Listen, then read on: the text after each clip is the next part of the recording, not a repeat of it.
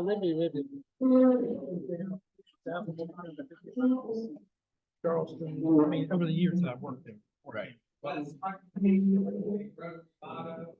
Service above their I pledge allegiance to the flag of the United States of America and to the republic for which it stands, one nation under God, indivisible, with liberty and justice for all. Let's bow our heads for a moment, and Lord, we ask that you bless this food to our use and us to thy service. Amen. Alan, you have a song for us?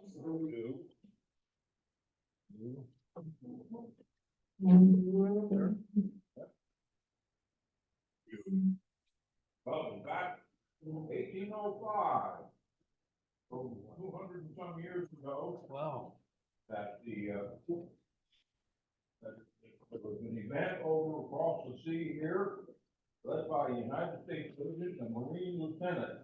Small Marine and Berber mercenaries captured Derma Tripoli. Oh, I'm sorry. And overthrew the anti-American posture.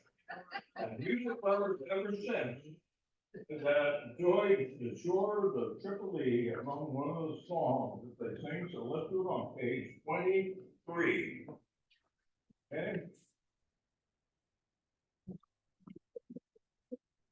Okay, guys, rouse it up for the free here. Hey. From the halls of Montezuma to the shores of Tripoli, we can fight in our country's battles in the air, on land and sea. First to fight for right and freedom, and to keep our honor clean. We are proud to claim the title of United States Marines. Hey, hey. Hurrah. Hurrah. For the Marines. Thanks, Alan. I have a couple of announcements before we get started. We did cancel the Rotary sometime in June or July. Karen has some other dates. The CDOT lady says that we can do it on the first Wednesday or the 15th. So you're all set. Yeah. I recommend June 15th because I'm closest to the flight. Yeah, everybody gets.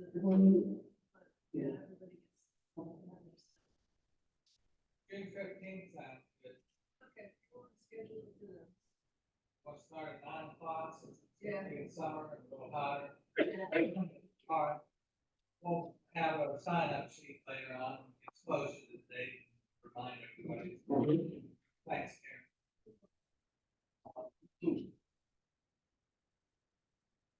Next week's board, we're gonna have a board of directors meeting, so you're all welcome to attend. It's 11 o'clock here before the regular meeting. And we'll have a pub assembly to discuss the 100th anniversary event. Anybody have any other announcements? Bill? We have 8 people signed up for baseball. It's a night game, so you won't bake in the sun. So I'm looking for a couple of more people. We'll be on the Jumbotron, celebrating our 100th anniversary. Good. Yeah. You're on, Joan? You're going to game, Joan? No. Oh. A couple of things. Number one, when I talked to Libby over the weekend, only 2 people had signed up for the golf cart parade on Saturday, the 18th. She's getting very nervous on whether or not we're even going to have one. If you plan on participating and haven't done it yet, please let Libby know, fill out the form and do so as soon as possible. I am going to send out an email to all the Rotary members just as a reminder. The second thing is, I talked to Rudy Garcia, and he and his wife are planning to come next Friday, spending Friday night and Saturday night, leaving on Sunday. And if someone is going to be in the golf cart parade, I'm assuming you will have it, he and his wife would love to ride with you. I told Rudy I'd drive him. You're gonna take care of it? Yeah, I got Rudy. Thank you. Okay, I didn't know that. So that, and the third thing is, after this meeting, we'll have a 100th anniversary wrap-up meeting. Hopefully wrap up, me up anyway. Thanks, bye-bye. Drum roll, drum roll, drum roll. I asked Phil if anybody was on Zoom today, and he said Brandon and Libby are on there, and I said, where's Diane?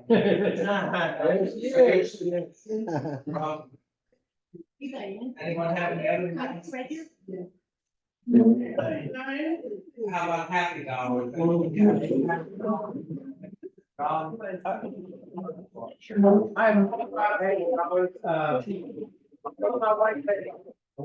She has two sons, one of whom, excuse me, one has two sons, one of whom is a Marine.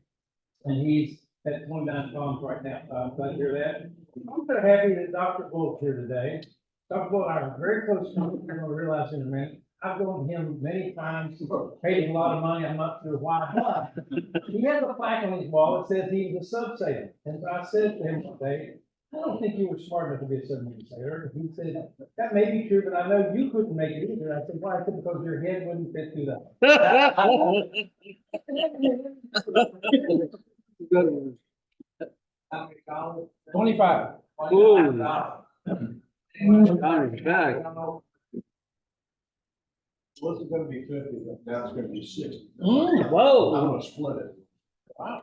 First of all, Stand up for that, Bill. I got really happy to our celebration of our 100th anniversary. Here.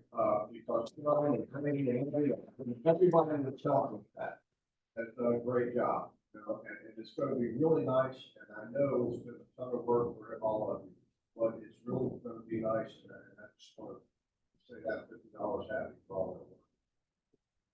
The other $10 is I'd like to thank Dr. Bull for getting the mail on It's not hard to miss. I also like, in addition to possibly being related, like we talked about before, my grandson is a Marine. He also blamed me for the eclipse, so he said he did every day.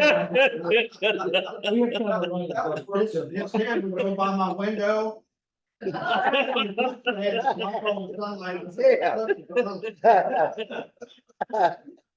really hurt my feelings, Deb. Are we in danger of another eclipse anytime? Only if I get a. Any other happy? Tom? Yeah, here.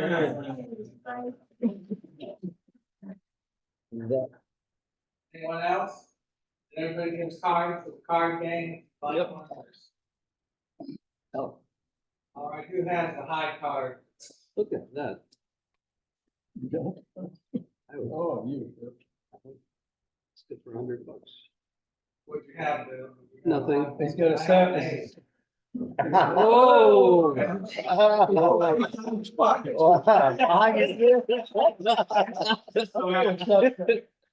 Godfather. Yeah. You gonna do the I'll let honors? somebody else do it. I'm gonna hold the cards and I'll pick one. How much money was in the file? Well, it was only $17 today. And had the pot, I don't know, 60 something. Everyone cards. Game will continue. All right, who gets the cards? Hand them back All to right, him. during the program room today, our guest speaker, Ed Gould.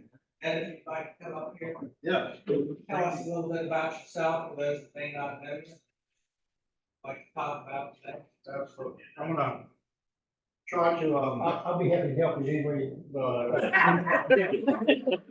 Hey, Johnny needs a dummy there. I'm gonna attempt to, speak without the microphone, because I talk with my hands, and if my hands aren't moving, I can't talk, so if I can, We've got some, Doc, we've got some people that would really appreciate you using it. Okay, well, I'll try to talk loud enough. Okay, be loud. Everybody hear me? Alan, can you hear him? Get closer to the ear and I'll hold. Okay, good, all right. So, a little bit about my background. Grew up on the shore, went to Broadwater, through eighth grade, and then I graduated from Northampton in 1982. Rode submarines for 6 years, and I worked as a nuclear test engineer. I had some physical problems that the orthopedist and neurologist couldn't figure out. Kept encountering a chiropractor in the gym, and one day he didn't tell him I had any symptoms, had any problems. He told me one day, Ed, you're waking up at 3 o'clock in the morning with your right arm numb. You're taking a bottle of aspirin every week for your headaches. So I told him, oh, God read my mind, but he could tell from my posture what my symptoms were. So he said, I will have you functioning again in 2 weeks and I'll fix you in 2 months.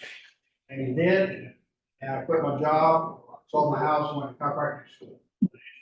My mom was a pharmacist here on the shore for years, Dr. Clark, calling prescriptions to my mother.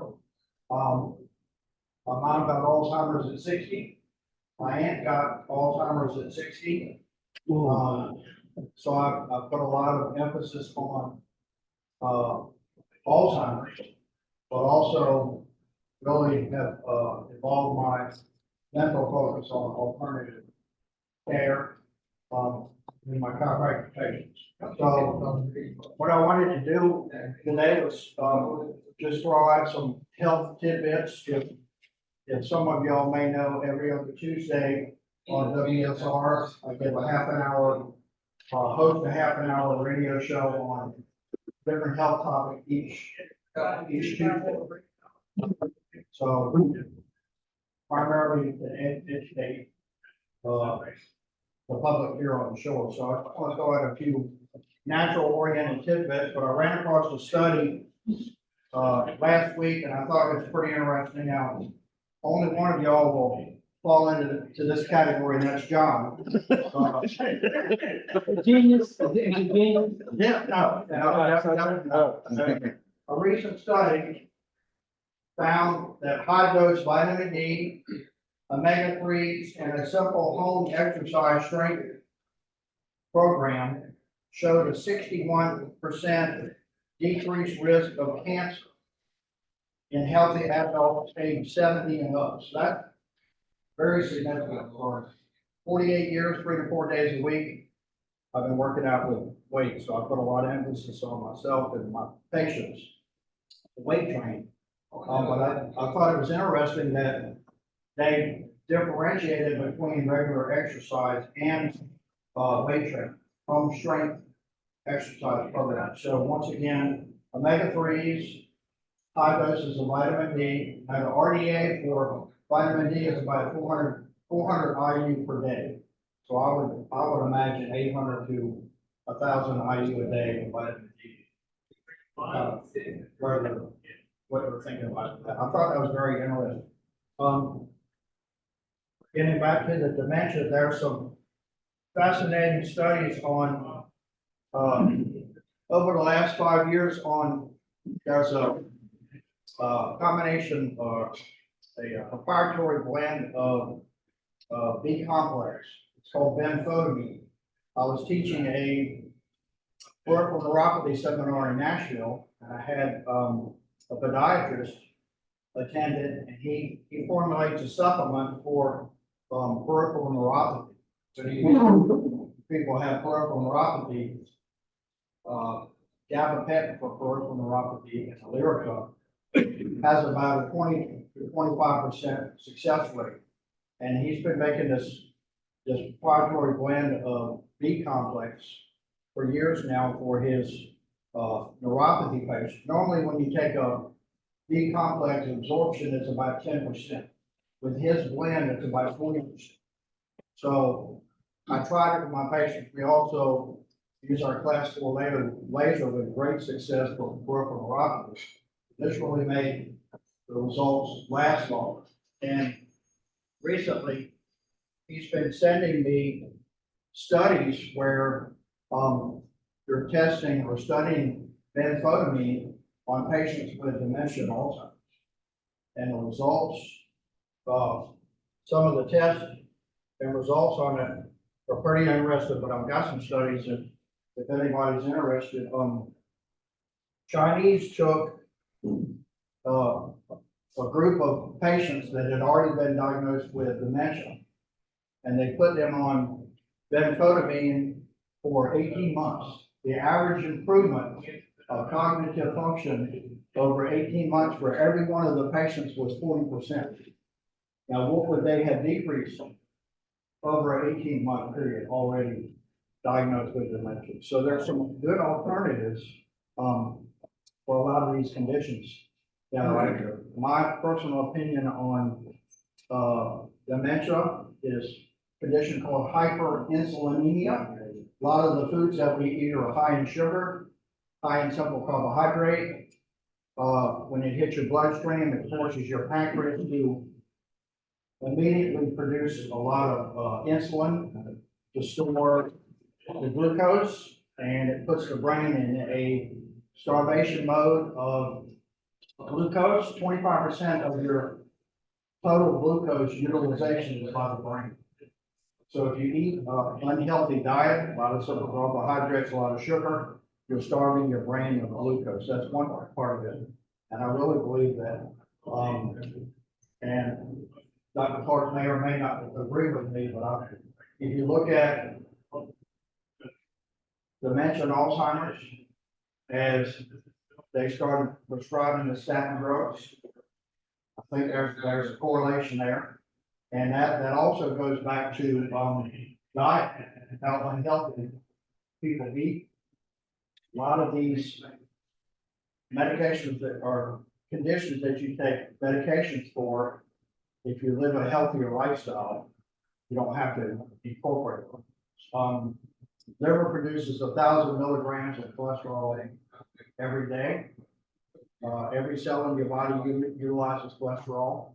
The brain utilizes cholesterol. So cholesterol does have a purpose in our body. I don't believe that God produces substance that's harmful to the body.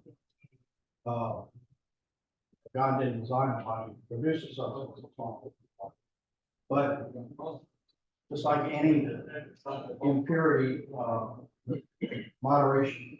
If you eat poorly every day, then you're going to have health problems. So you've got to incorporate exercise, you've got to incorporate healthier, all that falls into lifestyle. So sometimes there are instances where statins are necessary, or a lot of instances where you can control your cholesterol levels and your blood sugar levels by eating healthier.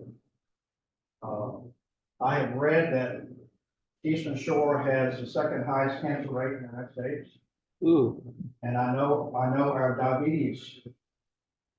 rate of diabetes on the Eastern Shore is somewhere close to that. So as a whole, people on the Eastern Shore don't exercise enough, don't eat very healthy, know why it's healthy. And only and our wife up here. So getting to the diabetes, there's a new treatment out for diabetes, and it really came to the forefront in 2021.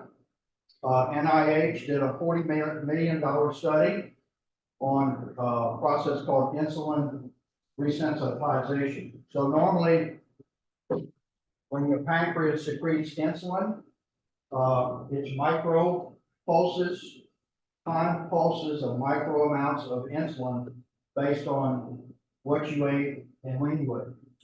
So our diets that are high in sugar and high in simple carbohydrates overworks the pancreas, therefore it traps out and it can't secrete insulin, and you're also at type 1. Type 2, the receptor cells, all the cells in your body that use that glucose and receive that insulin, they get burnt out. And you take metformin or you use an insulin pump, you're putting a bolus or a big blob of insulin in the system at one time. It doesn't replicate how the pancreas used to function. So there was a doctor that came up with an insulin pump that's got 7 patents on it, And this insulin pump over a 2-hour IV, once a week, secretes insulin, micro amounts of insulin in timed pulses. And a high percentage of patients after 12 weeks, type 1 and type 2 diabetics, are able to come off their diabetic medication because the pancreas relearns how to secrete and the receptor cells receive the insulin. So basically your body relearns how to process And then you stop. their food. At that point, once a month or once every 2 months, depending on how severe the patient and what goes along with this also, the patient has to make some lifestyle changes. You can improve pancreas function, but if they're going to continue to eat poorly and not exercise, then you're gonna backslide. For once every month or once every 2 months, a 2-hour IV treatment helps you maintain. There's some excellent studies on the effectiveness of this new treatment. It's paid for by, and this is the beauty of it, especially for the Eastern Shore. A lot of your diabetic patients go to the grocery store and buy poor quality food. Socioeconomic group. So Medicaid pays 100%. Medicare pays 100%. And private insurance pays 100%. Medicare came on board, the VA is coming on board, covering the treatment. So they jumped on pretty quick based on the results of the NIH study. I've got couple sample, just to give you a description of the type of the patients that respond to it. And what I noticed when I started reading the case studies is most of the samples of patients that they did the studies with were 60 to 80 years old. So if somebody goes for retirement years or in retirement years responds that well, how much better are your younger patients going to respond? So I thought that was interesting. Here's a case report: 73-year-old male diagnosed with type 2 diabetes, slow wound healing, neuropathy, referred by his podiatrist, diabetic complications, neuropathy, erectile dysfunction, hyperlipidemia, hypertension. Neuropathy was so bad that he was having multiple falls, and that's one of the negative aspects to peripheral neuropathy. Large neuropathy is you lose balance and proprioception. And the statistics on falls, 70 and older, if you fall and fracture a hip, 70% die within 6 months, usually from weakness of the immune system. So they get pneumonia in a lot of those cases from their hospital stay. So peripheral neuropathy in your elderly is a major factor because of the risk of fall. With diabetics, wound healing issues, amputations is a major factor. So this particular patient,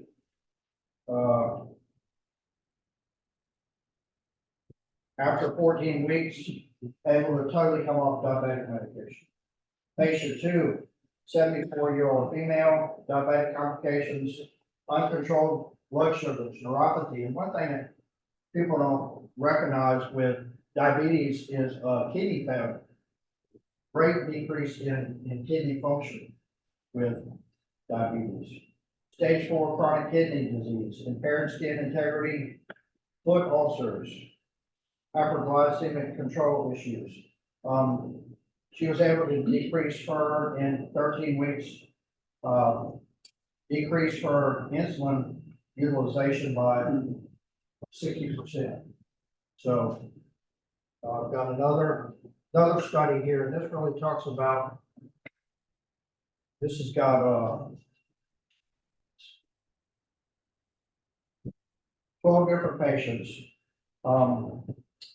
They came up with, a way to calculate how their system, how insulin resistant their system is. And they came up with a way to computate that.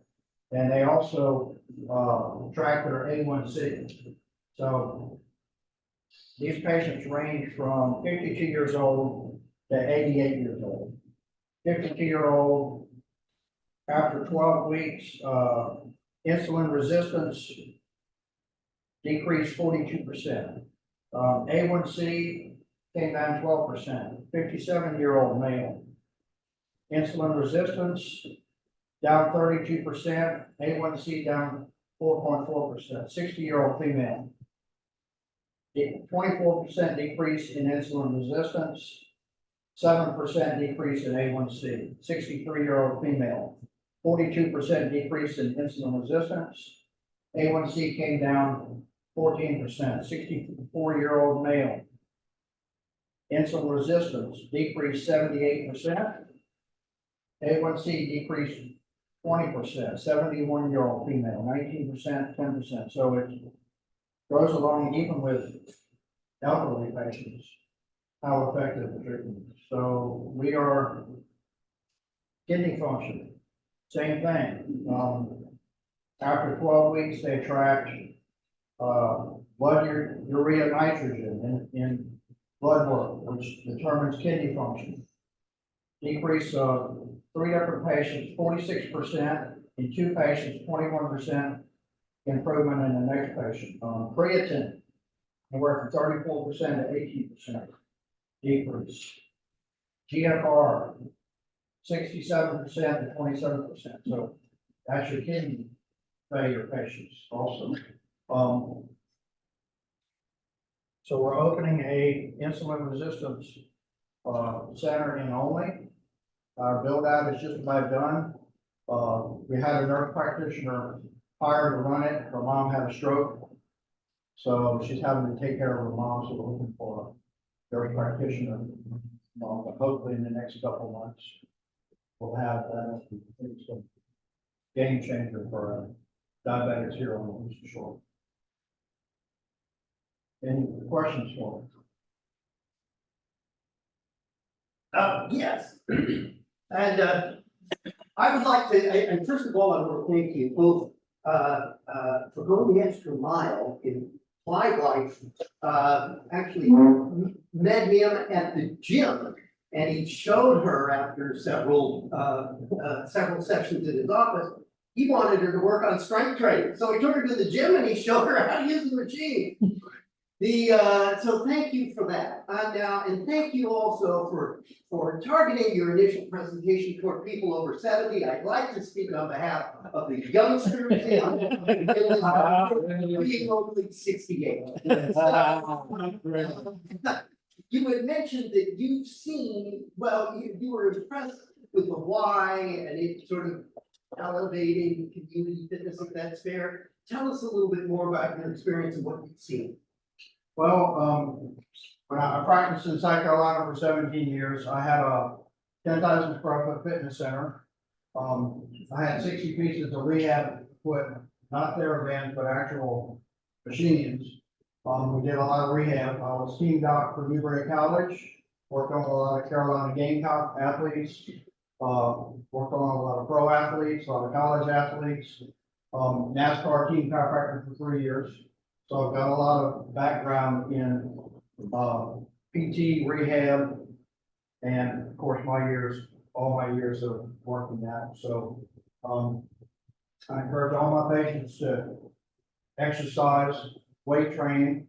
If they have weaknesses, structural weaknesses, postural issues, and I do it all the time. I meet patients in the gym, show them a workout routine. I do it myself, so I like to see my patients do it. So that's kind of why I emphasize. So why, or have you seen any results? Have you seen in your patients their problems as a result of the opening of the block? Oh, absolutely. Absolutely. Yeah, working out, not only helps physically, but work hardening the bones is one of the best preventative measures for osteoporosis. The bones respond exceptionally well to weight training. Doesn't have to be heavy weight. High reps, I recommend all my patients 12 to 15 reps, 3 to 4 sets. Split your workouts. One day, do chest try, legs the next day, back bicep the next day, but it makes a huge difference in. When I started practicing 26, 27 years ago, I noticed that one of the most debilitating factors with my elderly patients was loss of range of motion. They can't get in and out of the car, they can't get up the stairs, they can't reach in the cabin, they can't bend over and pick something up. So weight training forces the joints to move in a normal motion. It strengthens the muscles, the brain, serotonin release from exercise. It helps with your mental mood. So there's not, I really can't think of any cons for working out. That's why I recommend weight training for all. Dr. Bull, the insurance companies seem to emphasize walking. Comment on that, please. Walking is great for cardiovascular benefits, but when I had my fitness center, one thing that I noticed, I would have a group of gym members that would come in and get on the treadmill, 45 minutes, some of them an hour. 2 years later, same routine, they look no different. Total honesty. After a couple months of doing the same routine, your body gets used to it and it stops responding. So when I develop a weight training program for a patient or an athlete, John's Right, he's a younger brother of Marine I mentioned earlier. Yeah. I watched they had abused him for about 2 months last summer. He's coming back this summer too. Oh, yeah, he loved it. Yeah, he did. Yeah. So, the body stops responding. So you have to change up the routine. So walking is great, but, throw a little caveat, take some dumbbells while you're walking. Change your routine, incorporate some hills. But after a couple months of just walking, great for cardiovascular, but your body stops responding. You gotta start with the top, so to speak. Mix it up. Absolutely. Would you say that couple of months it would take if you were doing one particular type of an exercise? And only that type of exercise, you said a couple of months it would take for your body to get used to that. So, And then you'll stop responding.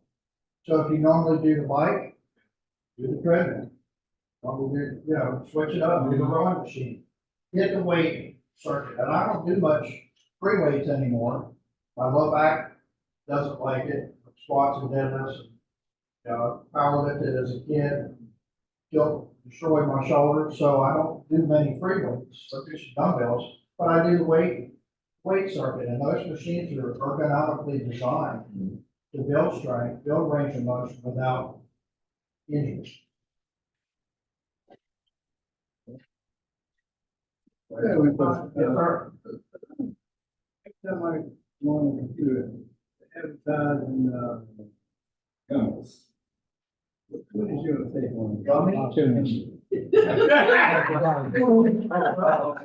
told me what's in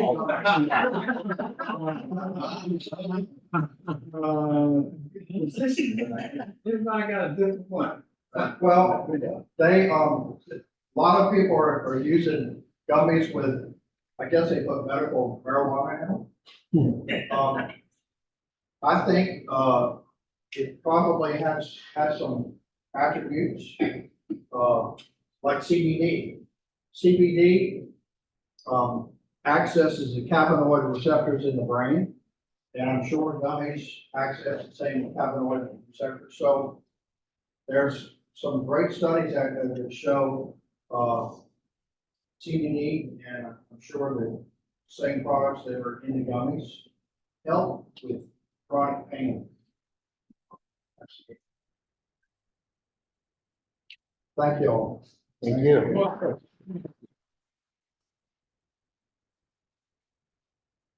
Hey, thanks, like, it's one of our Rotary. Oh, thank you. That's great, I appreciate it. Thanks. Anyone else have anything for the good of Rotary? All right, let's all stand and say.